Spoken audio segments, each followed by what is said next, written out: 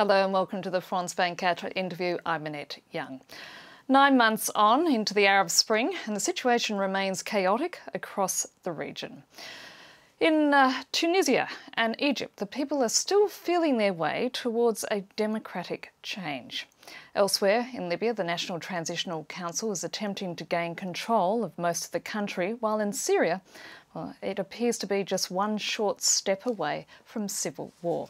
Leading Arab scholar Jean-Pierre Filiou has bravely written a book about these historical events which are still unfolding in front of our eyes. It's called The Arab Revolution, 10 Lessons from the Democratic Uprising. A professor at Sciences Po, he joins me here in the studio today. Jean-Pierre Filiou, thank you so much for being with us. Thank you. It's a courageous scholar who sits down and writes about an event which is still ongoing. What prompted you to sit down and write this book? Well, Columbia University in New York, where I was teaching at the beginning of this year, created a wonderful environment for me to go through this.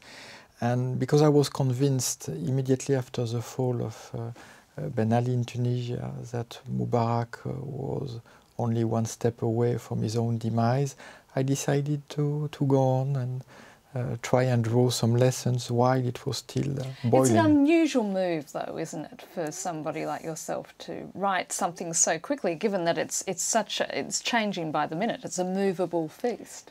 Yes, but at the same time, as a historian, I know that this is exactly the moment when it is required to have clear ideas, to understand the dynamics and to put it into perspective. As you described it, it's only the beginning of a very long movement, and I put it in the perspective of many decades before of democratic maturity.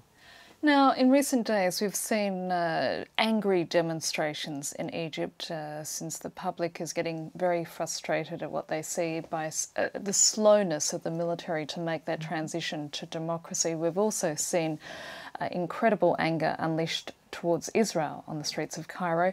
Is this the dark side of the Arab Spring? Of course, it's a dark side of any street movement. What is impressive is that the non-violence is a strategy for the revolutionary movement, and they were very quick in condemning the assault on the Israeli embassy in Cairo. But of course, to be able to have this discipline and to sustain this discipline, you need achievement. And every time there is a stalemate and there is frustration, then there is a risk for violent outburst. Now, these uprisings have been very much led by young people who've used the social media as a platform to have their voice heard.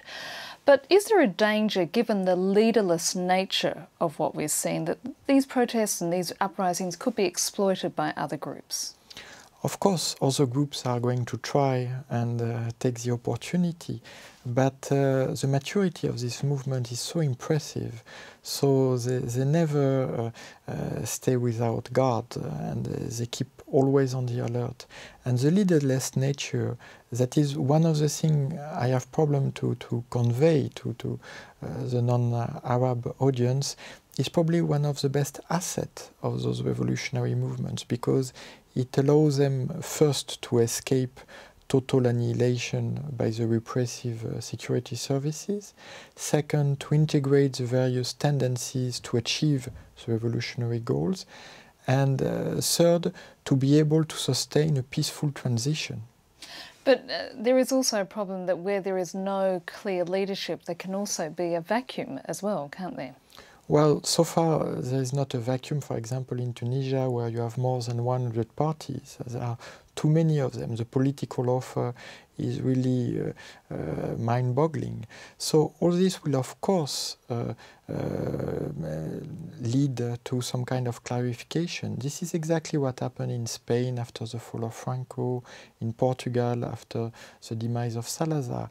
It's quite a logical and natural transition, and it's only temporary. It's also been driven by the first generation in that region that speaks popular Arabic. Yes, I try to highlight this point that is often not taken into consideration. Everybody tend to believe outside of the Arab world that Arabs all speak Arabic. That's true, but they don't speak the same one. Most of them speak colloquial Arabic, and classical Arabic was historically connected with religion and with religious institutions.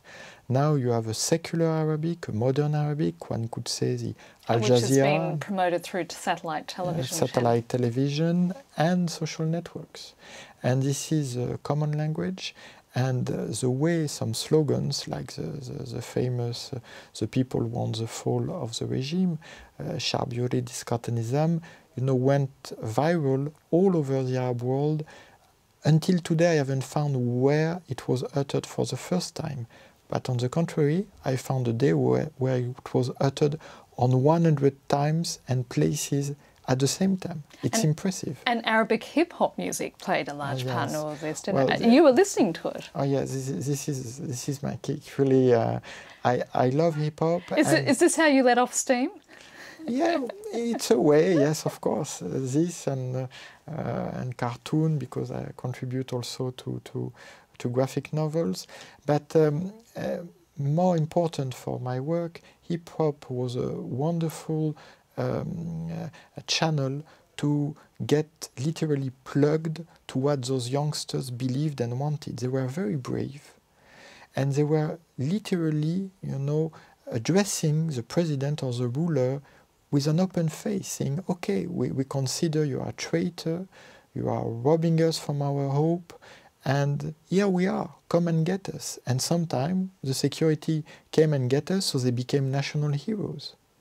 What impact are these uprisings having on the Islamist movements in the region?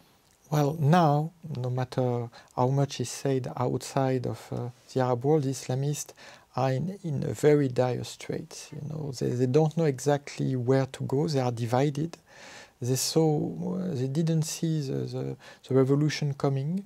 They try to jump into the revolutionary wagon. Now it's obvious in Egypt that they are playing the military game, which could be profitable in the long term, but could be very dangerous for them in the long term. But what is more important is that they are divided and that they have no social and economic program to answer the people. Now, another interesting development is how Arab monarchies have proven so far to be durable compared to their Republican counterparts, haven't they? Yes, certainly, because the Republican authoritarian regime tried to mimic the monarchy by establishing hereditary republic, like in Syria with Hafez al-Assad, bestowing his power to his son Bashar after his death. What is important is that those movements are deeply nationalist, and very often the monarchy is embodying the principle of national unity, which gives it an additional legitimacy that most of the republican system lost a long time ago. Would it be right to say that we are seeing the age of enlightenment in the Arab world? Well, the age of enlightenment in the Arab world was called the Nahda, the Renaissance in the 19th century, and I am deeply convinced that this is literally the last episode of the Nahda. This is the last stage. Yes, the last stage. This is literally the second Arab Renaissance that is fulfilling the promises and going until really all the potential of this Renaissance that was more or less aborted at the beginning of the previous century. It would be a brave person to predict where things go from here, wouldn't it? Yes, and I think at the same time one should be very humble, because basically peoples are taking history in their hands. They are the ones who are writing this history with an incredible pride and honor, and the future is theirs, and that's the main lesson I can draw from this. And what other lessons are there to be learned from what has occurred?